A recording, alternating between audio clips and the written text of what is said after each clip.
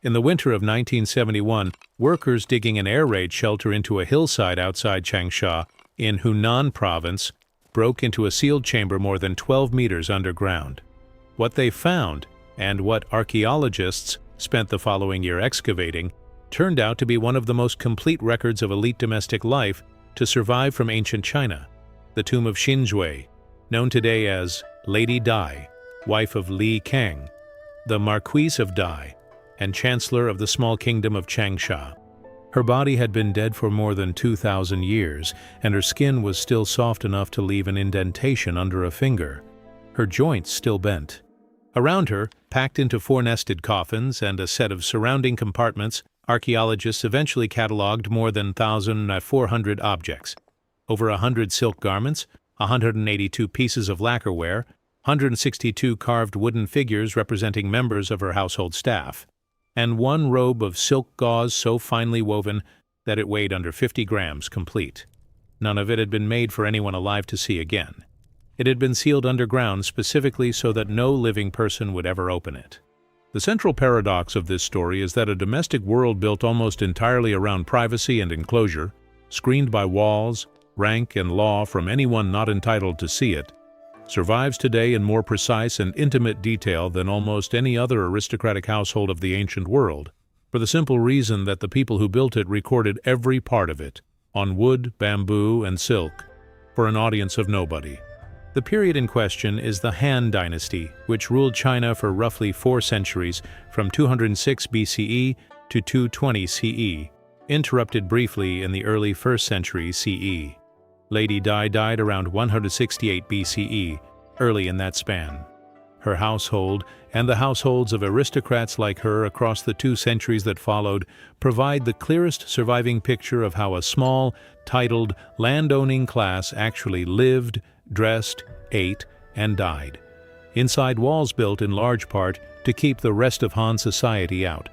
A household at this level of rank was never a single building. It was a walled compound organized around 1 or more internal courtyards, with separate halls for receiving outside guests, halls reserved for the family's own use, kitchens, storerooms, and separate quarters for dependents, all raised slightly above ground level and connected by short flights of stairs. The largest compounds included a freestanding watchtower rising 3 or 4 stories above the surrounding wall, used both as a lookout point and as a visible marker of the household's rank. Movement through a compound like this was never unrestricted.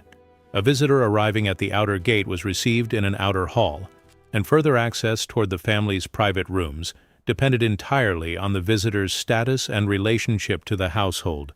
The deeper into the compound someone was permitted to go, the more trusted they were considered. Women of the household were generally kept to its innermost courtyards, away from any hall where the family entertained male guests who were not close relatives. A household of this size supported a staff of servants and slaves, sometimes numbering in the dozens or hundreds depending on the family's fortune, alongside a separate category of retainers, free men who lived on the property under the household head's protection in exchange for labor, loyalty, or specialized skill. The largest number of retainers documented for a single Han household reached roughly 1,000 people. The compound held its own granaries, wells, livestock pens, and workshops for weaving and dyeing silk, along with wardrobes running to dozens or hundreds of garments, some so fine that a single robe could be compressed into a closed fist. And around all of it stood a wall, frequently reinforced by a gatehouse and corner towers, built less for military defense in most periods of the dynasty than to physically separate the family inside from the tenants, commoners, and strangers outside. None of this aristocracy existed in this particular form before the Qin dynasty's unification of China in 2121 BCE. The old hereditary nobility of the preceding Zhou period, built on titles passed down through noble bloodlines for centuries, had been deliberately dismantled a century earlier under the reforms of the Qin statesman Xiangyang.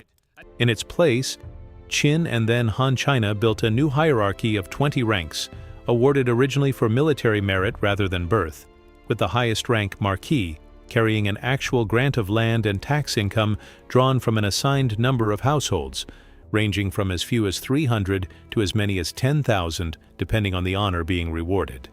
The Han Dynasty's own founder, Liu Bang, had been a minor local official rather than a nobleman before he took the throne in 206 BCE, and many of the marquises he created in the dynasty's first years had been his fellow soldiers, not the sons of ancient houses. The aristocracy that built walled compounds and kept hundreds of retainers across the following 2 centuries was, in a very literal sense, only a generation or 2 removed from people who had held no rank at all. The walls they built around their households were not the product of centuries of inherited tradition. They were new, and they existed to establish, as quickly and visibly as possible, a separation between a family that had just acquired rank and a population that had not. By the time a title holder like Li Kang held his marquisate in the early 2nd century BCE, the physical form that aristocratic rank was expected to take had become fairly consistent, even though none of the actual timber buildings from this period have survived to be measured directly. Wood rots, and unlike stone, it leaves very little behind after 2,000 years in the ground. What survives instead are the ceramic models that wealthy families began placing inside tombs, along with pressed and carved bricks showing building facades, and it is largely from these objects, made specifically to furnish a grave rather than to record a real structure for outsiders, that architectural historians have reconstructed what an elite Han house actually looked like. The models show courtyard houses with tiled, sloping roofs supported on wooden columns and walls of brick or rammed earth that carried no structural weight of their own, along with, for the wealthiest households, freestanding watchtowers topped with balustraded platforms and small figures posted as sentries at each corner. Surviving examples from the Eastern Han period, made in green, lead-glazed earthenware, depict towers that functioned as genuine refuges rather than decoration. The later Han period was politically unstable enough that a landowning family needed a defensible point on its own property, not simply a symbolic one. For comparison, the main audience hall of the Weiyang Palace, in the Han capital of Chang'an and the largest structure in the empire, measured roughly 120 meters long by 35 meters deep. No aristocratic household approached that scale, but the same underlying logic of walls, elevation, and a controlled sequence of courtyards a visitor had to pass through before reaching the family's private rooms, extended all the way down from the imperial palace to a marquis's own compound. The degree of fortification in a household like this varied considerably depending on when, within the 4-century span of the dynasty, it was built. In the more stable decades of the Western Han, a compound's walls served mainly to establish privacy and to mark rank. By the later Eastern Han, as central authority weakened and local violence increased, the same architectural elements took on a more literal defensive purpose. Powerful landowning families expanded their compounds into largely self-sufficient estates with their own granaries, workshops, and on the largest properties, armed men kept in permanent residence, capable of feeding and defending everyone living inside the walls without depending on the surrounding region for anything except salt. The watchtowers that had once mainly signaled a household's rank in the calmer decades of the dynasty were, by its final century, functioning as literal lookout posts against raiding parties and rival estates, a change that closely tracked the empire's own loss of centralized control, which eventually fragmented into regional warlordism and helped bring the dynasty to an end in 220 CE.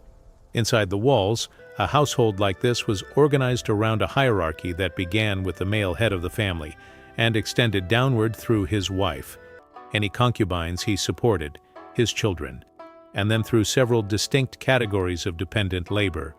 A wife held formal authority over the household's internal management, and if her husband died before their sons reached adulthood, the law recognized her right to act as head of the family in her own right.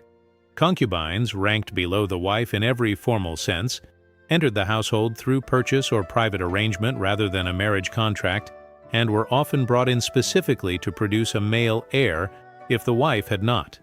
Beneath the family itself were the retainers, and beneath the retainers were the slaves, who might be war captives, the descendants of war captives, people sold into bondage by their own families during a famine, or the households of convicted criminals enslaved as a form of collective punishment. Slaves carried out the household's actual physical labor, cooking, weaving, hauling water, waiting on the family at meals, and playing music at private gatherings. Hanera estimates place the total number of people living in some form of slavery across the empire at somewhere between 2 and 3 million, against a total population that reached close to 60 million at its height, with the large majority of slaves owned privately rather than by the state.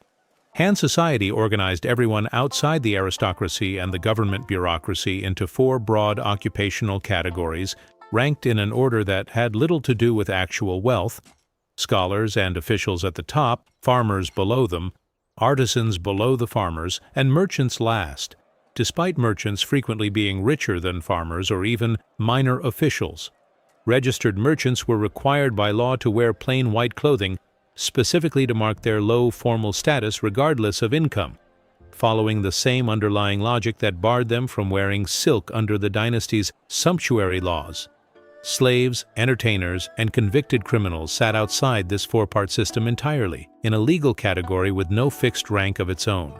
An aristocratic household did not simply sit above this system. Its walls, its staff, and its wardrobe existed in large part to make the distance between itself and everyone ranked beneath it as visible as possible.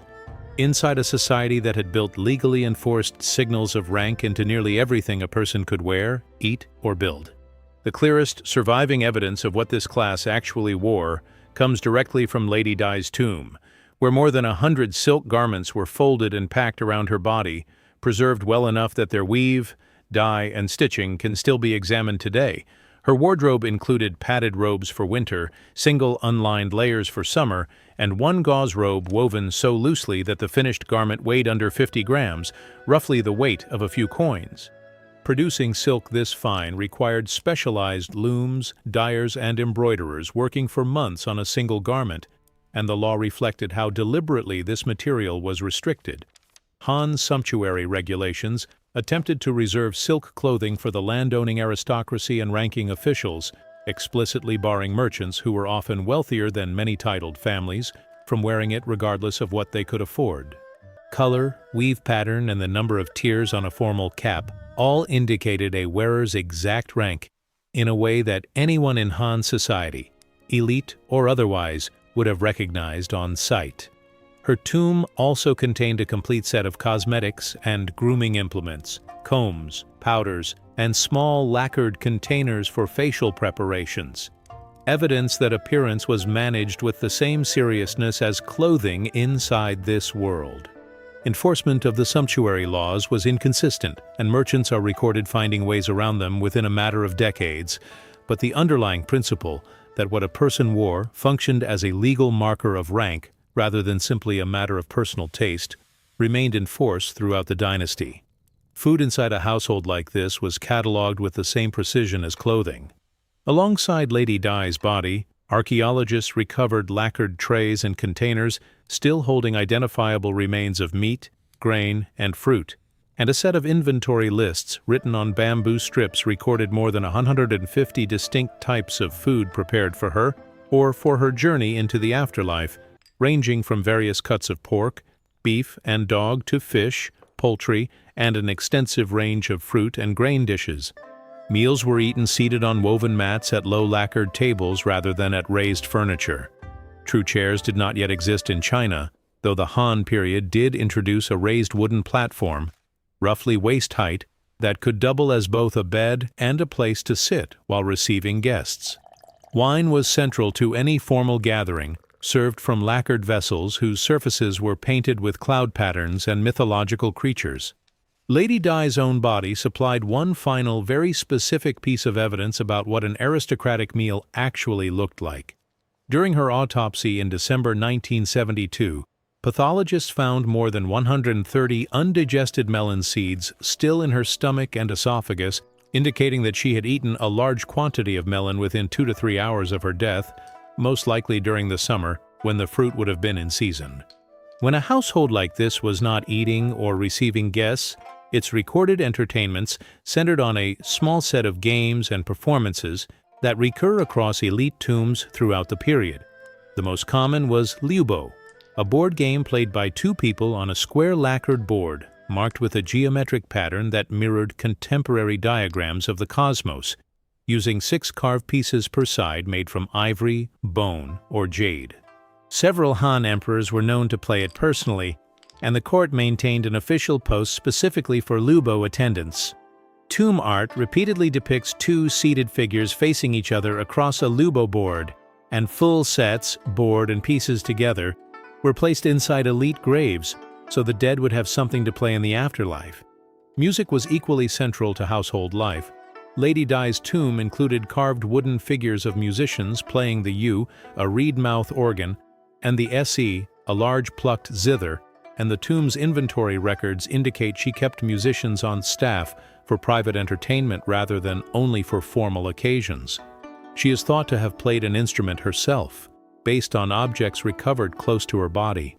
None of this would be known in this level of detail if Han elite families had not treated the tomb itself as a direct extension of the household, built and furnished on the belief that a person's needs after death mirrored their needs in life almost exactly.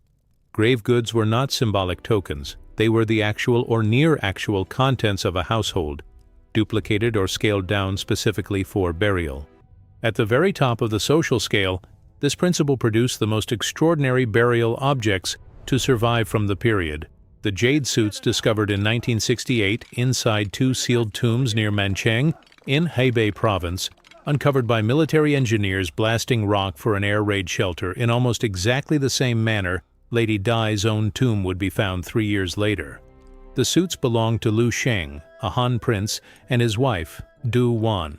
Lu Sheng's suit was built from 2,498 individually cut and polished jade plates, threaded together with more than 1 kilogram of gold wire, and is estimated to have taken roughly 10 years to produce.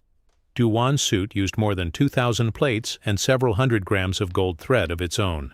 Jade was believed to prevent the body's decay, and suits like these, later restricted by law to emperors and the highest tier of nobility, represent the most literal possible expression of the belief that an aristocratic body needed to be preserved, clothed, and equipped exactly as it had been in life, permanently. The same underlying logic operated on a larger scale at the tomb of Emperor Jing, built between 153 and 126 BCE outside modern Xi'an, where more than 80 burial pits arranged around the imperial mound were filled with thousands of miniature ceramic figures, each under 2 feet tall, representing not soldiers but the ordinary staff of an imperial household. Servants, eunuchs, livestock handlers, and granary workers, a scaled-down version of the same domestic world found in far greater and more personal detail inside Lady Di's own tomb 2 decades earlier. For all this material security, aristocratic status in Han China was never as permanent as the scale of these tombs suggests. Titles could be, and regularly were, revoked. Marquises were legally required to send an annual gift of gold to the imperial ancestral temple to fund state sacrifices, and the purity of that gold was inspected on arrival. In 112 BCE, Emperor Wu used a single round of substandard inspections as grounds to strip more than 100 marquises of their titles and estates in one administrative order, issued without recorded discussion at court beforehand. A few decades later, a young man named Liu He held the imperial throne itself for 27 days before being removed for conduct that, by later standards, sounds almost trivial: eating meat, drinking, and visiting his household's entertainers during a period of mourning. He was stripped of every title and sent home in disgrace, and it was more than a decade before the court granted him a minor marquisate in a remote province, rather than leaving him a commoner. His tomb, under excavation since 2011, still contains more raw gold than any other Han burial found to date, alongside evidence of the household staff he kept even after his fall from power. Status within the household carried its own limits, particularly for women. An aristocratic wife might manage a household staff, finances, and children, and in rare cases govern as regent for a young son, but she remained expected, under both law and custom, to stay inside the walls of the family compound for most of her life and to defer publicly to her husband and, after his death, to her adult sons. Around the turn of the 2nd century CE, the scholar Ban Zhao, born into a prominent official family, set down a set of instructions for women describing modesty, deference toward a husband's family, and diligence in household management as the core obligations of a well-raised wife. The text circulated widely among aristocratic households for the rest of the dynasty, suggesting it described fairly accurately what was already expected of women in households like Lady Di's own. Lady Di's body, examined in far more clinical detail than any other elite individual from this period, points to one further limit built into this life. Her autopsy found advanced heart disease, gallstones, diabetes, and severe arterial damage, consistent with decades of rich food and almost no physical exertion, sustained by a household of servants who performed every form of labor on her behalf. The same staff and structure that defined her position also appear, according to the researchers who examined her remains, to have directly shortened her life. Almost nothing of the physical households described here still stands. The compounds themselves were built from rammed earth, timber and tile, materials never intended to survive underground the way a sealed stone tomb could, and every mansion that once held a family like the Marquise of Di's has been gone for close to 2,000 years, leaving no ruins to walk through and no rooms left to measure directly. Everything now known about how these buildings looked, how their households were staffed, and what their occupants wore, ate, and played, comes instead from the graves such families built for themselves and stocked in exact and exhaustive detail for an afterlife no living visitor was ever meant to see. That evidence is still being recovered. The tomb complex at Hai Hun, discovered in 2011, remains under active excavation more than a decade later, with new artifacts still being catalogued. As recently as 2024, researchers completed a full inventory of everything recovered across all three tombs at Mawangdui combined, arriving at a final count of nearly 27,000 individual objects, more than 24,000 of them textiles. The picture of Han aristocratic life described here, drawn from bamboo inventory slips, ceramic models, and the sealed contents of underground tombs, is not a finished one. It is still being assembled piece by piece out of objects that were never intended to be examined by anyone at all. The tomb opened outside Changsha in the winter of 1971 had been sealed for roughly 2,140 years before a work crew broke into it by accident. Inside, wrapped in 20 layers of silk within 4 nested coffins, was a woman whose household, wardrobe, meals, and entertainments had been recorded down to the individual garment and the last handful of melon seeds, not for the benefit of any historian, but because her family believed, as a matter of religious conviction, that a person's needs did not end at death, and that a household this private deserved to be preserved exactly as it had been, sealed away from every living eye, permanently.